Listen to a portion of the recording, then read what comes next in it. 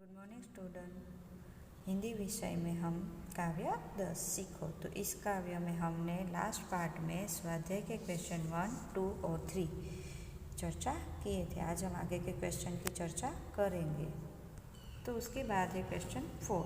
कविता में से संज्ञा, विशेषण और क्रियापद शब्द ढूंढकर लिखिए। तो आपको जो काव्य में जो संज्ञा, विशेषण और क्रिया पद के ऐसे शब्द आए हैं वो आपको इस कोष्टक में लिखने हैं। जैसे संज्ञा, तो यहाँ पे एक आपको एग्जाम्पल दिया गया है सूरज। उस तो और कौन कौन सी संज्ञा यानी नाम। तो जैसे फूल, भौरा, पेड़, हवा, धुआं, भाव, अंधेरा, दूध, पानी, लता, मछली, पृथ्वी, दीपक और दुख, ये सभी संज्ञा है। और विशेषण, तो विशेषण में सच्चा, कोमल, ऊंचा।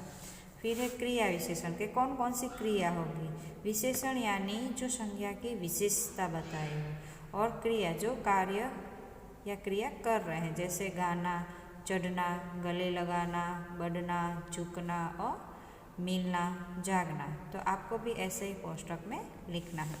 उसके बाद आपने उपयुक्त कोष्टक में से विशेषण और क्रिया के जो शब्द लिखे हैं उनका वाक्य में प्रयोग कीजिए। यानी यहाँ पे जो विशेषण और क्रिया, इन दोनों बॉक्स में जो हमने शब्द लिखे उसको हमें वाक्य में प्रयोग करना है। जैसे देखो यहाँ पे हमने एक एग्जाम्पल दिया गया, जैसे मोहन सच्चा बालक है। तो यहाँ सच्चा है तो सच्चा शब्द इसमें आ गया वाक्य में। तो मोहन सच्चा बालक है।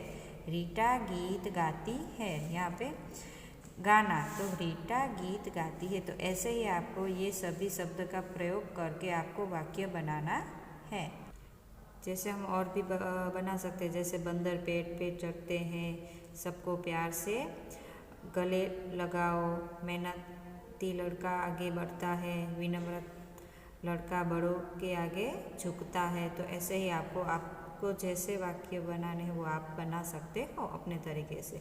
उसके बाद योग्यता विस्तार, तो उसमें क्या है कि इनसे आप क्या सीखे, चर्चा कीजिए। यानी ये लिखने नहीं है, सिर्फ आपको चर्चा करने के। आपने इस काव्य में तो जो जो चीज़ें आई, फूल है, लता है, पानी है, बड़ा, उन सब से कुछ ना कुछ हमने सीख प्राप्त की है। तो इनमें से आपने क्या क्या सीख प्राप्त की।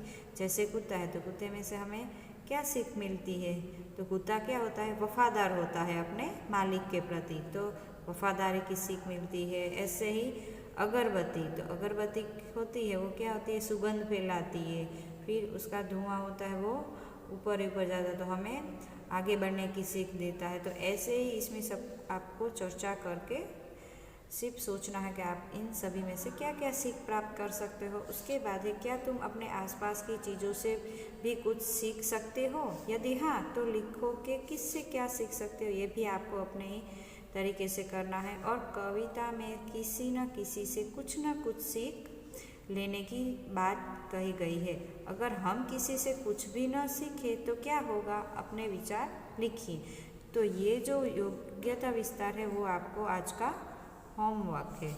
आपको इसमें लिखने नहीं है, सिर्फ चर्चा करनी है कि आपको किन में से क्या सीख प्राप्त होती है। और अगर आप किसी भी चीज़ में से कुछ सीख प्राप्त नहीं करते हैं तो उसका परिणाम क्या होगा वो आपको लिखना है। तो स्टूडेंट, ये काव्य हमारे यहाँ पे समाप्त हुई। इस काव्य के रिलेटेड जो भी आपको डाउट हो मुझे आप डाउट सेशन में पूछ सकते हो।